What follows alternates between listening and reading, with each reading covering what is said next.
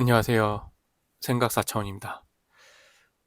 지금 SK 해킹 사태가 엄청 심각하죠? 저도 SK를 쓰고 있어서 되게 당황스럽긴 한데, 음,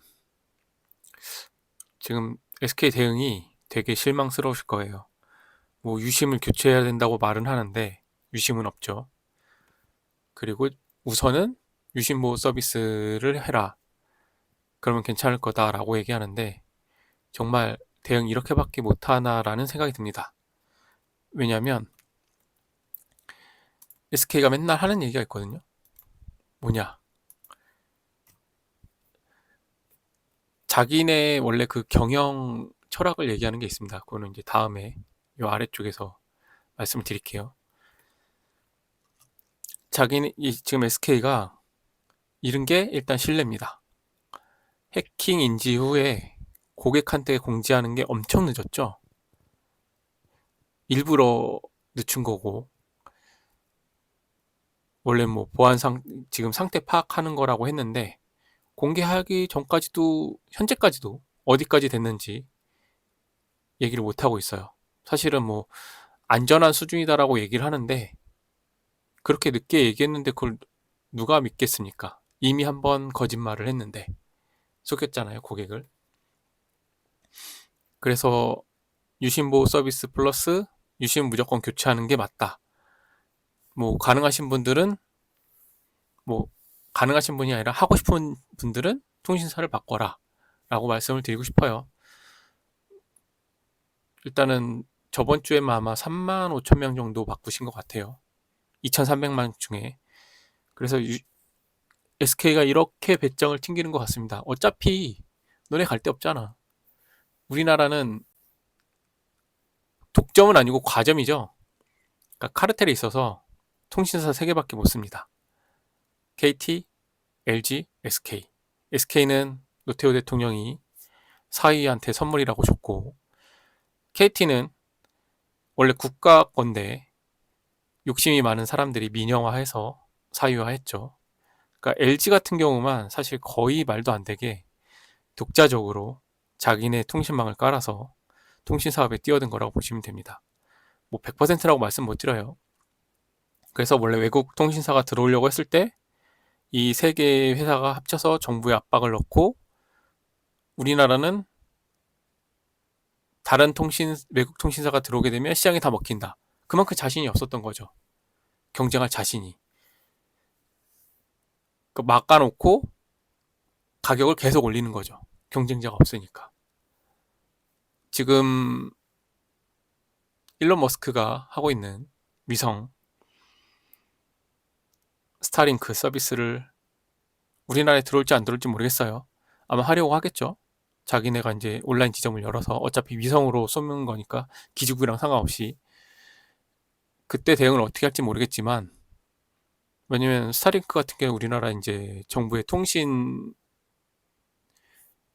서비스 제공자로서 아마 가입을 해야 될 텐데 그걸 막을지 모르겠어요.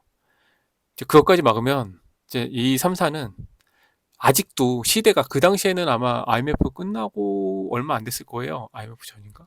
하여튼 그때 막았던 거는 진짜 우리 기술력이 없어서라고 인정을 하는데 지금도 없긴 없어요. 근데 지금 2000년도 그러니까 최소한 30년이 지난 지금 상황에서도 기술이 없어서 외국 통신사랑 경쟁을 못한다?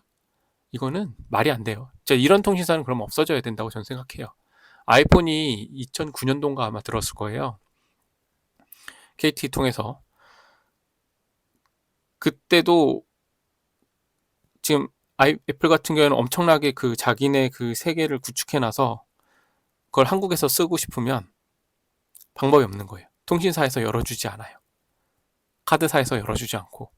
그래서 애플페이가 만들어진 지 얼마 안 되긴 했지만 삼성페이가 어느 정도 서비스를 하고 나서 올해 작년인가? 그때서야 애플페이가 들어왔죠. 그 배경에는 우리나라에 보이지 않는 카르텔이 있다고 생각합니다. 그 막으려는. 왜냐면 뺏길 게 뻔하니까.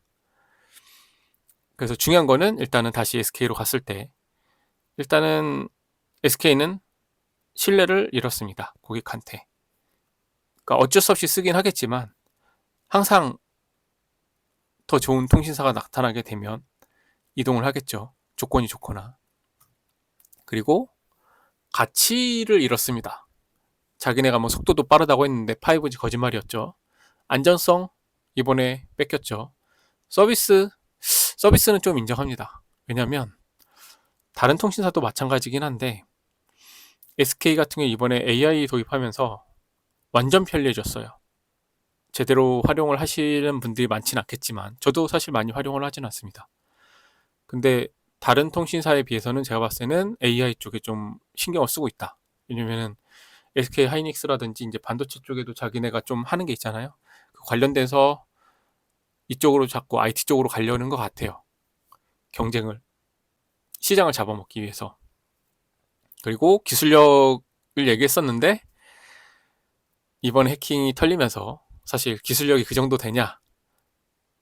네, 이건 뭐 좀 다른 문제긴 한데 일반 시민들 입장에서는 아닌 것 같다라는 얘기가 나오겠죠. 그다음에 국내 점유율 1등 아마 뺏기지 않을까요? 네, 넘어갈 것 같습니다. 어느 통신사라고는 말을 못하겠어요. 왜냐면 그 통신사가 또 주가가 올라가기 때문에. 근데 거기 가도 똑같아요. 제 봤을 때는. 지금 다른 통신사도 사실 털렸는데 인지를 못한 부분도 있을 수 있고, 그리고 털렸는데 얘기 안 한 부분도 있고, 그런 게 있기 때문에 제가 봤을 때는 우리나라 3사는 거기서 거기다. 뭐 외국도 마찬가지예요. 외국도 똑같습니다. 돈 벌려고 하는 기업들은 어차피 고객보다는 돈이니까. 그래서 저는 신뢰와 가치를 잃었기 때문에 결과적으로 고객을 잃었다고 저는 생각합니다. 그러니까 SK 그 메인 이번트 시스템이라고 해서 경영 철학이거든요. 고객 관련 철학. 고객을 최우선으로 생각하며 최고의 가치와 경험 제공을 위해 노력하겠다라고 했는데 고객주도 간결화 여기 부분에서 고객에게 더 나은 경험과 간편한 서비스를 제공하기 위해 노력합니다. 이건 일부 인정합니다. 근데 이번에 해킹 사태를 봤을 때는 그렇지 않죠. 간편하지 않았죠. 서버 터지고 뒤에서 말씀드리겠지만 되게 쉽게 할 수 있는 서비스인데 되게 번거롭게 만들어놨어요. 충분히 해줄 수 있는데도 기술이 없는 건 아닙니다. 그 다음에 공정 앤 책임입니다. 고객과의 관계에서 정직하고 일단 어겼죠. 신뢰 떨어졌죠. 를 바탕으로 행동하며 사회적 책임을 다한다. 이거를 다하겠다고 얘기해서 이제 유심을 맨 처음에 어떻게 했냐면 바꾸실 분만 바꾸십시오 라고 얘기했습니다. 돈이랑 관련되니까. 그러다가 다 바꿔주겠습니다. 무상으로. 누군가 털었거든요. 사실 SK 해킹 관련돼서 보안을 철저히 하고 싶으시면 저보다 유능하신 분, 전문가분들 많잖아요. 가장 먼저 말씀하셨던 테크몽님 그리고 그분보다 더 먼저 말씀하신 분도 있을 거예요. 하지만 제가 봤을 때는 시간상으로 봤을 때는 테크몽님 그 다음에 이썸님 근데 사실 이썸님이 말씀을 잘하시긴 한데 조금 실생활에 도움되는 건 저는 사실 테크몽님이라고 생각해요. 그 다음에 이제 지금 이제 그 후발주자로 많은 분들이 테크 유튜버들이 SK 해킹 관련돼서 어떻게 하면 된다 뭐 알려주시고 이런 거 있으니까 그걸 보세요. 그 관련돼서 보시고 싶으면 저는 SK를 조금 까고 그다음에 좀 이렇게 대응을 정말 못하는 것 같아서 저라면 이렇게 대응할 거라는 그걸 말씀드리고 싶어서 이렇게 영상을 찍은 거거든요. 끝까지 안 보시는 게 저는 좋다고 생각하는데 SK 관계자분들이라면 제가 뭐 SK 직접 얘기한다고 SK가 들어줄 리 없습니다. 익십입니다. 지금 항의가 폭주하고 있기 때문에 어차피 고객이 간 거는 항의 메일이구나 해서 다 커트하고 있습니다. 그리고 사직 책임을 잘 못했죠. 한 척하지만 실제로는 아닙니다. 그래서 SKT가 지금 유심 대응이 정말 안 되고 있기 때문에 비전문가의 관점에서 저는 이렇게 하면 될 것 같은데 왜 이런 걸 안 하고 있을까? 제가 몰라서 그런 걸 수도 있어요. 일단은 유심보호 서비스 아까 말씀드렸지만 서비스 되게 쉽게 할 수 있는데 지금 이게 어차피 무료 서비스거든요. 그래서 고객분들한테 SKT 전용으로 앱에서 이게 서버가 폭주하긴 하니까 그러니까 문자를 보내서 무료잖아요. 문자를 보내서 동의 미동의 해서 동의를 하게 되면 외국에 있는 분들은 당연히 하면 안 됩니다. 지금 아까 유심보호 서비스 하게 되면 로밍이 풀려버릴 거예요. 제가 알기로는 확실하진 않지만. 그래서 그거를 신청할 수 있게끔, 그 다음에 외국에 있으신 분들이라면 유심보호, 유심 교체 어차피 못 하고요. 로밍 때문에 그거 해제도 안 되니까 일단 국내에 계신 분들은 이제 그 문자를 보낸 다음에 자기네가, 그러니까 SK가 문자를 보내서 뭐 링크 수락하게 되면 자동으로 바뀌게끔 하면 되고, 그러면 이렇게 넘어갈 필요가 없잖아요. 서버도 좀 다른 데 만들어도 되고. 그 다음에 두 번째로는 뭐냐면 기기 번동 있거든요. 기기마다 고유 번호가 있어요. 그걸 해서 이제 그 유심이랑 또 인지시키는 게 있는데, 그거 관련된 보안 서비스를 제공하면 됩니다. 유심 보호 서비스 말고도. 이건 제 기준이에요. 비전문가 입장에서. 그러니까 기기랑 유심이랑 다르게 되면 아예 이제 접속을 차단시키는 거죠. 그리고 지금 그럼 신규 가입자는 어떻게 할 거냐? 어차피 기지국에서 하기 때문에 그거는 해줄 수 있거든요. 그러니까 이제 이런 분들, 자급제분들이 조금 문제긴 한데, 근데 이제 자급제도 인식을 시킬 수 있어요. 대리점만 가면 됩니다. 그거는 전 충분히 가능하다고 생각하거든요. 그리고 두 번째, 유심. 사실 신규 물량 부족할 거 예상 못했을 수가 없습니다. 왜냐면 자기네 가입자가 2,300만 명이고 현재 갖고 있는 게 100만 개고 이번 달에 얻을 수 있는 게 500만 개이거든요. 신규로 이제 자기네가 그러니까 매입을 한다고 쳐도. 그러면 당연히 부족할 수밖에 없어요. 그리고 더 웃긴 건 많은 분들이 말씀하시지만 신규 가입은 지금 되고 있어요. 근데 교체는 안 된다? 그래서 가서 배짱으로 막 심하게 하시는 분들은 교체 받으셨다는 얘기도 있습니다. 근데 그거는 좀 한국인 치고는 비매너인 것 같으니까, 지금 어느 정도 세계 10위권 안에 드는 문명 강국 아닙니까? 좀 문화인답게 행동하자는 차원에서 그러면 방법이 없냐? 비전문가니까 이렇게 말씀드립니다. 유심 교환 방법이 있습니다. 리퍼 유심이라고 하는데, 일단은 SKT가 갖고 있었던 100만 개를 지점으로 내려보내서 이제 유심을 포맷해서 하게 되면 이제 기존 정보가 초기화되거든요. 근데 기존에 있던 정보는 갖고 있어야 되잖아요. 그러니까 그 정보를 백업을 하고 유심을 포맷을 해서 아예 다른 유심을 껴주고, 그러면 기존에 있던 유심은 뭐 SKT에 반납을 하든가, 교환이니까 그게 난 싫다, 내 정보 니네가 또 이렇게 포렌식을 해서 내 정보를 갖고 갈 거 아니냐, 그러신 분들 진짜 소소하신 분들이 있어요. 저도 그래요. 그러니까 그런 분들한테는 유심을 새 걸 드리고, 그 받았던, 이제 만약 그렇지 않은 분들 받은 리퍼 유심을 가지고 고객 간에 교환을 하게 됩니다. 그러면 지금처럼 완전 새 것만 필요하진 않거든요. 지금처럼 이렇게 대량의 신규 물량이 필요하진 않아요. 그러니까 좀 뭐 그러면 어때? 라고 하시는 분들도 있어요. 저처럼 예민하신 분들은 아마 한 20% 정도밖에 안 될 거라서, 그러면은 지금 확보하고 있었던 100만 개, 그러니까 추가로 물량을 구입해서 한 300만 개 정도면 충분히 대응을 할 수 있었지 않았을까. 그러면 이번 주 정도에는 늦어도 다음 주에는 끝나지 않았을까 저는 예상합니다. 근데 지금 이 상태로 하게 되면 2,300만 명에 한 달에 500만 개씩 유심을 얻는다고 치면, 네, 몇 개월이죠? 5개월이 필요합니다. 그 사이에 신규도 계속 떠나는 사람이 많긴 하지만 요번에 이제 뭐 보조금을 많이 풀어서 신규로 가입을 유치한다고 하죠. 다른 통신사분들은 뭐 혜택을 많이 준다고 하면 넘어오는 것도 나쁘진 않을 것 같아요.